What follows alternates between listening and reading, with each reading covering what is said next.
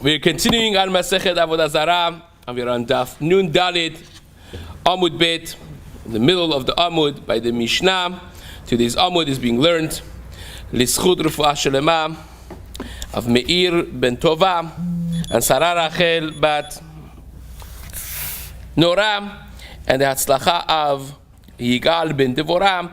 This Amud is also being learned.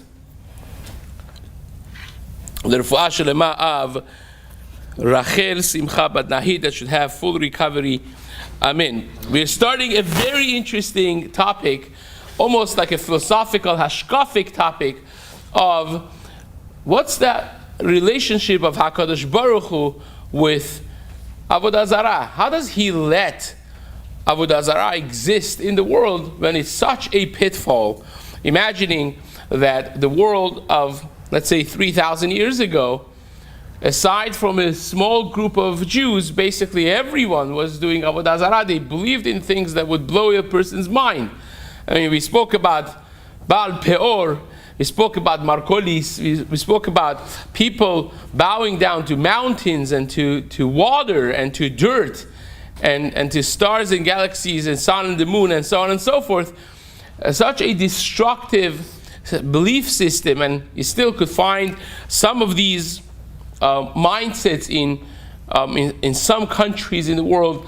Remnants, a little bit of it has been left over, even though that the Gemara says that Chazal basically nullified the Yetzer Hara of Avodah Zarah. Still some remnants is there, which blows a person's mind. So the Gemara, the Mishnah and the Gemara are going to deal with that. Sha'alu et hatzkenim beromi. The philosophers of Goyim, of the Romans, spoke to the Zekenim, to Chachmei Yisrael, and they asked them the question in Rome, Im ein retzono ba'avodat kochavim, if Hashem does not want avodat kochavim to exist, lama eno mebatela, why doesn't he just destroy it and nullify it? Now, from the premise of the question, you see that even they believed in Hashem. They believed that HaKadosh Baruch Hu could destroy them if he wanted to. The question over here is really partially what the Rambam writes in the very beginning of Hilchot Avodah Zarah, Perek Aleph, Halacha Aleph, that the initial system of the Avodah Zarah started from a very logical discourse of the Avodah Zarah thinking, now, well, HaKadosh Baruch Hu has given so much power to certain elements, so must be that HaKadosh Baruch Hu wants us to respect them as his mishameshim, as his agents in this world. And when they bowed to the sun, was not the fact that they believed sun is the creator of the world, but rather sun is one of the agents of HaKadosh Baruch Hu. Respecting the agent is respecting the king. But then, in the course of generations, little by little, people embraced the tangible, physical, visible agent, so to speak, and forgot about the God altogether. So here is something very similar, that HaKadosh Baruch Hu must want us to respect these elements. Amru lahen, Chachamim told the Roman philosophers, Ilu ledavar she'en sorech la'olam bo hayu ovdim. Says yes, if they were serving things that the world doesn't need, haya mebatelo, elachinami, Hashem would nullify it.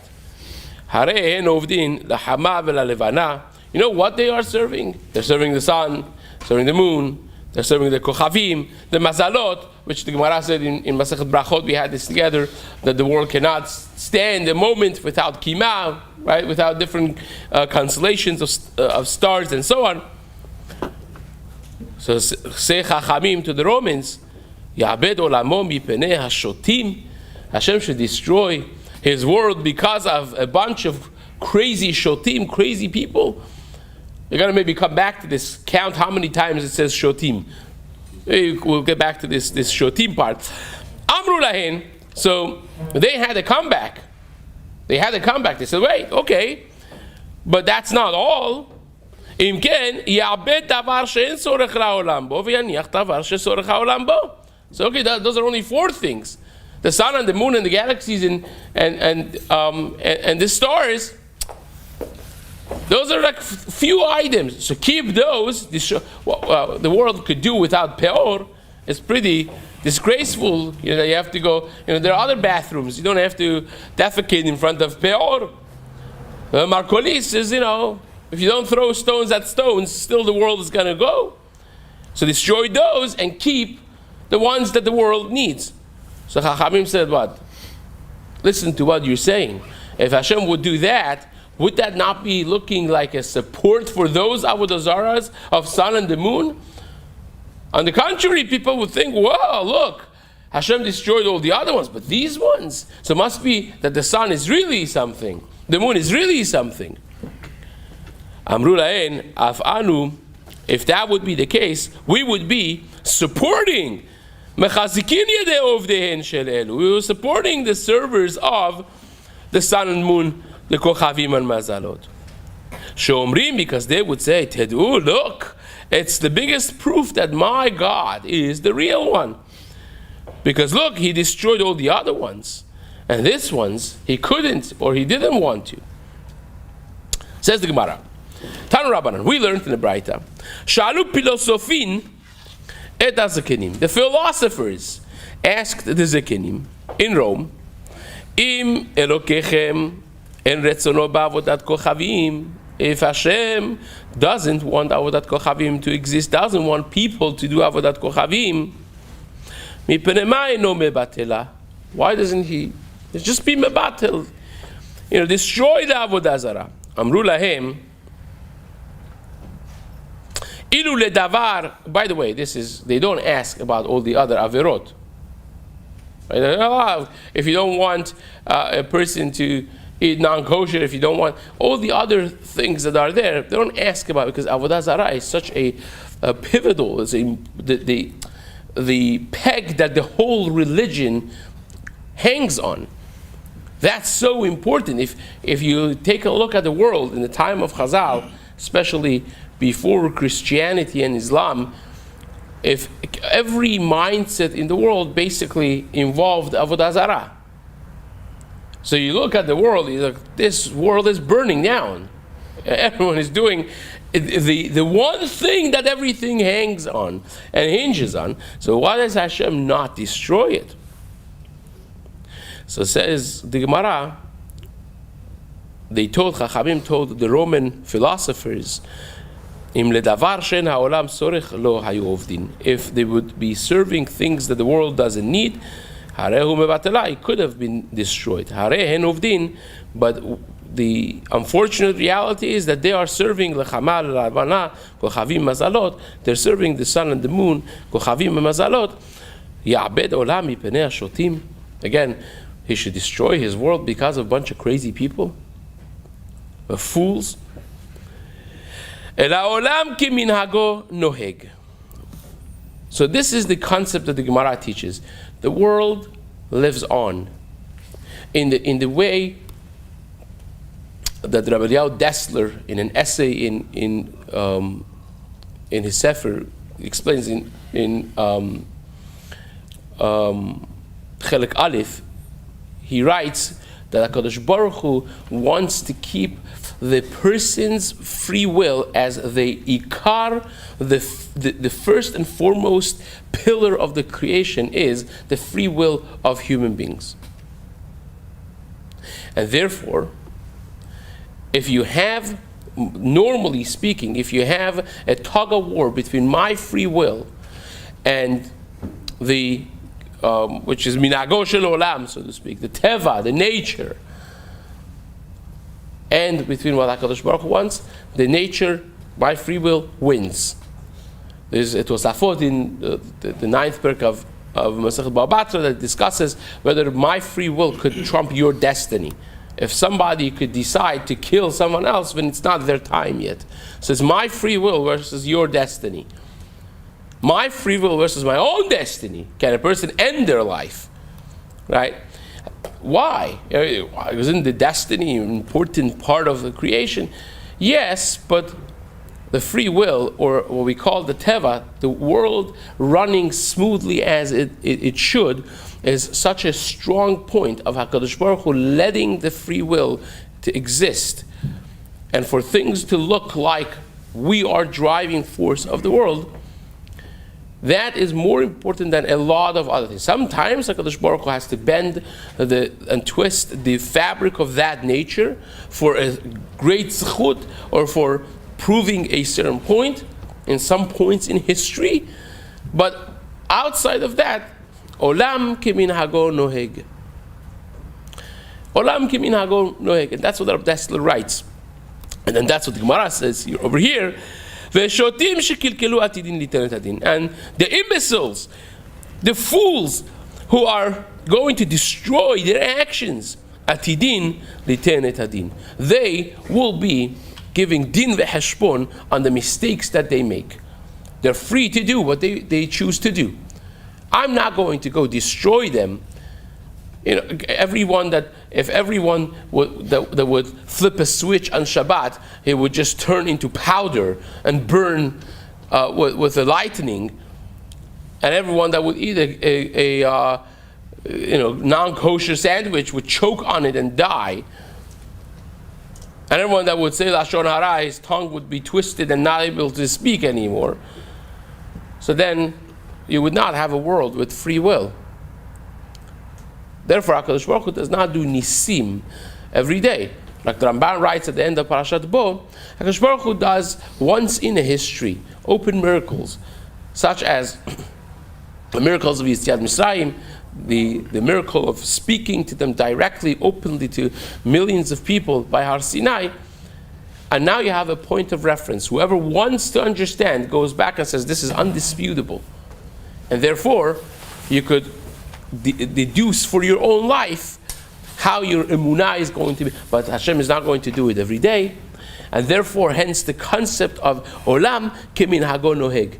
The world has to go on, and HaKadosh Baruch Hu does not stop, even though that's painful for him. Kaviyachol, it's against his will. He lets it go and flourish because the world has to go in its way of what we call nature, for people to have a common and an equal ground of free will to be able to do the right thing or decide, chas v'shalom, to do the opposite. Fine, says the Gemara. Another thing. Imagine a person stole a bunch of wheat, and he went and he planted it.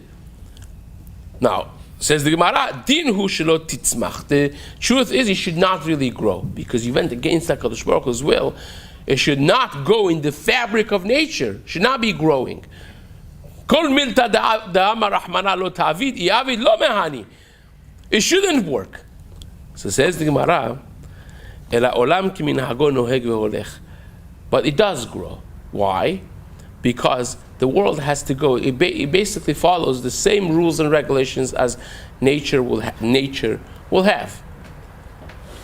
And you know, it's the parperaot la Torah. So the gematria of hateva is the same thing as Elokim. Really, whose muscles are rippled behind the cover of teva is really HaKadosh Baruch Hu. But if it's too obvious, then you defeated the purpose.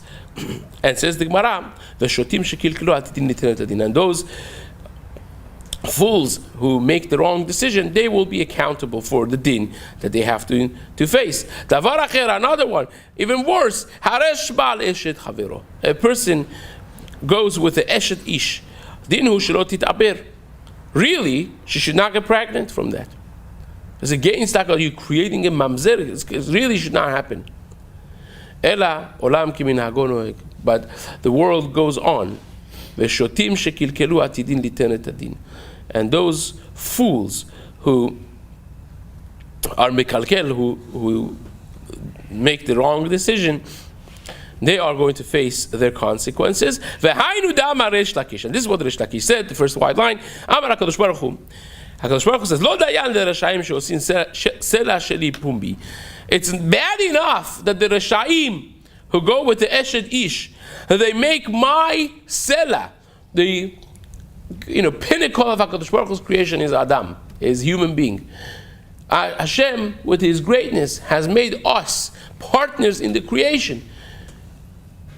but in kedusha, in a way of holiness. But there Rishayim, they go and they sleep with the Eshet Ish. So not only it's bad enough that they are taking my creation. It's like my coin. Every king had their coin, carried their tzura.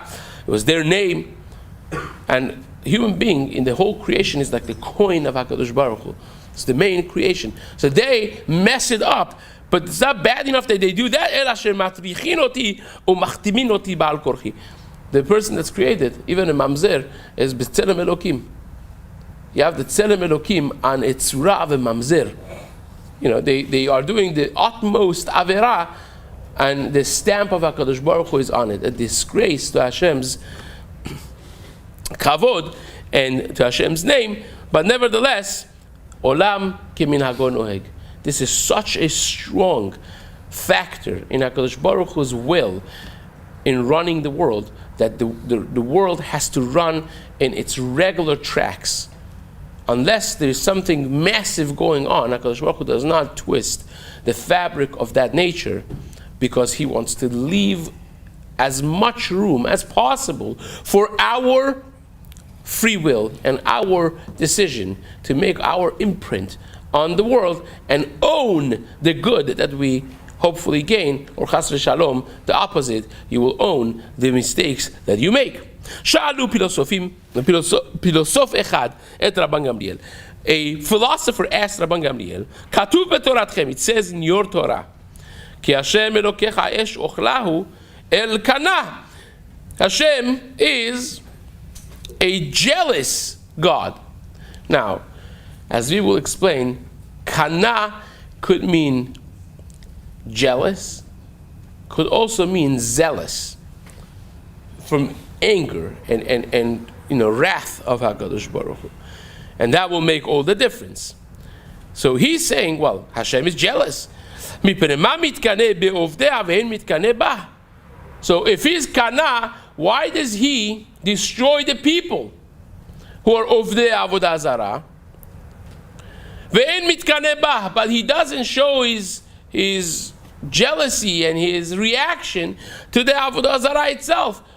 You know, in our philosophy class, we thought about it, and we concluded that the source of Avodah Zarah is the Avodah Zarah.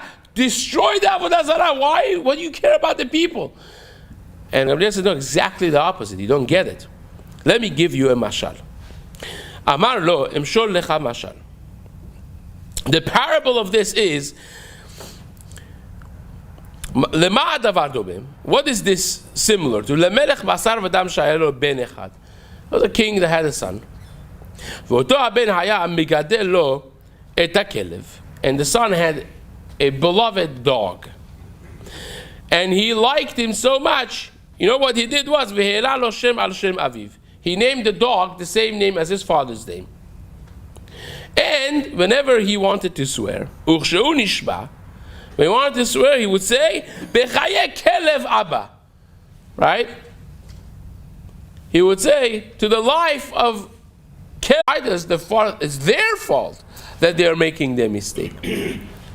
Amar lo, and this philosopher got very upset. He said, Kelev ata koreoto. You calling my God a Kelev? Ve'alo yesh ba mamash. Don't you know that he has mamashut in it? It really works. They really believed in it. So Rabban Gamliel says, oh, really? What? What did he see? Amalo maraita. What did you see that you think it works? Amalo says, well, pam achad nafrat deleka beirenu. There was one time that we had a deleka, we had a fire in the city. V'nisrefa kol ha'ir, the entire shchuna burnt down. Ve'oto bet avodat kochavim lo nisraf. The bet avodah zarah did not burn down. So must be, there's something there. Now, if I was Rabban Gamliel, I would say, well, if that's really a God, he should have let himself burn and saved its people, right, its subjects. Not that they should all burn down and it should survive. But Rabban Gamliel says something more profound. He says, Amar lo, I'll give you another example. You know what this is similar to? You have a king that one of the cities rebelled against him. When he goes to take them down, when he goes to do to milchama, to battle with them, or does he go to the cemetery and start like knocking off the tombstones? The dead. So he doesn't even reckon with the dead. You reckon with something when it has some reality. When something doesn't have any reality, there's nothing to reckon with. The people who are Baalei Bechira, when they need to be punished, they'll be punished. There's nothing to punish the Avodah Zarah. It's a piece of wood. It's a piece of stone. It's like a tombstone in a dead cemetery. Dead cemetery, right? Says the Gemara, of course he's going to punish and battle with the living, not with the dead. And now he really lost it, this guy. He said, you call my God a kelev, you call it dead. If it's so bad, why doesn't God destroy it? Why doesn't God destroy the Avodah Zarah? Amalo, he gave him the same punchline.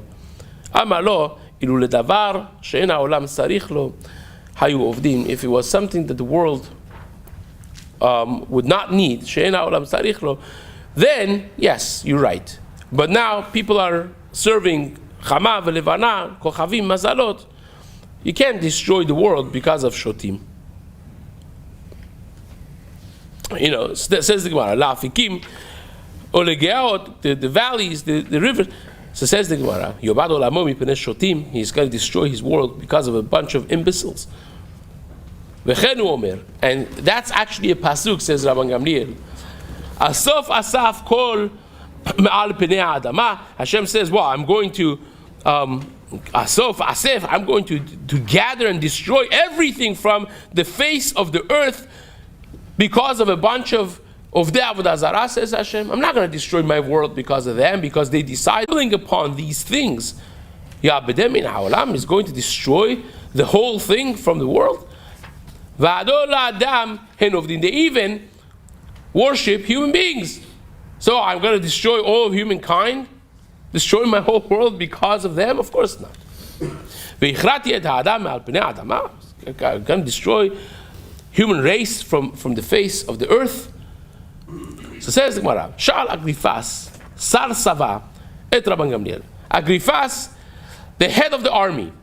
This, the Rishonim, the early Rishonim write that this is a reference to a person that was in the time of Agrifas HaMelech, who was a Jewish king.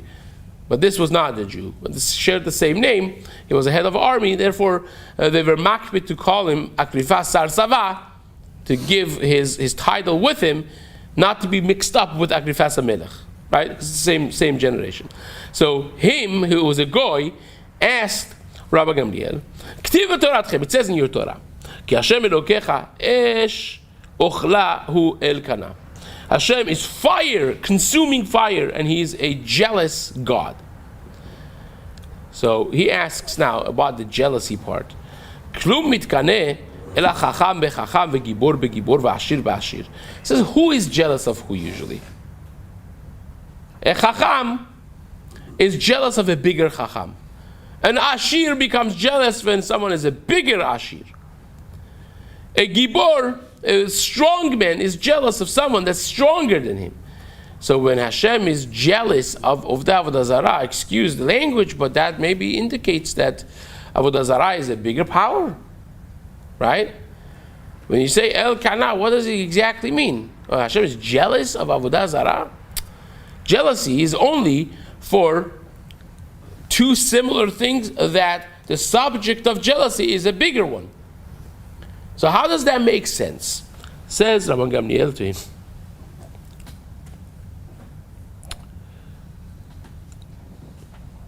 Amar lo emshol lecha mashal. I will give you a parable. Lemashal lema davar dome. La'adam shenasa isha al ishto. He basically, I'm going to explain this based on the Maharsha.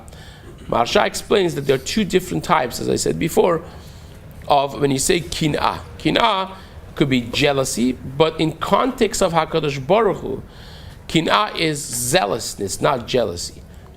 Is, wrath of HaKadosh Baruch Hu, when the wrongdoing exceeds a certain level. And in comparison, which is what the Gemara tries to explain with a mashal. Adam shenasa isha al ishto, a person that marries a second wife. Now, we're talking about the community that second wives was a thing, right? So it was the reality of the world. The people who were of means, they would marry different wives. So that was kind of like accepted. But says the Gemara, if he goes and he marries like the smartest woman, who is the most beautiful and the most capable, and she has an IQ of 250, she's a super genius, and so the first wife says, okay, I'm the wife of the first wife of this guy who married this chashuv woman, right? You could deal with that, even though that the nature is that a woman would hate the guts of a tzara, a second wife, it's a natural hate and competition. But you understand. You'd understand how it makes sense. Someone that's a step up already. But imagine if he goes and he is an important person, and his first wife is the first wife is the most beautiful, the smartest, the most capable person in the world. And then he goes and he marries some disgusting lowlife, homeless, with tattoos and piercings all over her body. What is the first wife going to think? She's going to be angry. What a disgusting decision, right? What a downgrade. And mitkaneba. If she is much higher, the second wife, she's not going to be angry. She's not going to be upset. But if you go and marry a lowlife, the mitkanaba, then she's going to be angry that he did this, and that's something very important to keep in mind. Well, this is we're going to leave this. This is an interesting debate between Rabbi Akiva and one of the goyim, which is a fascinating philosophical point, which Bezat Hashem will continue in the days to come.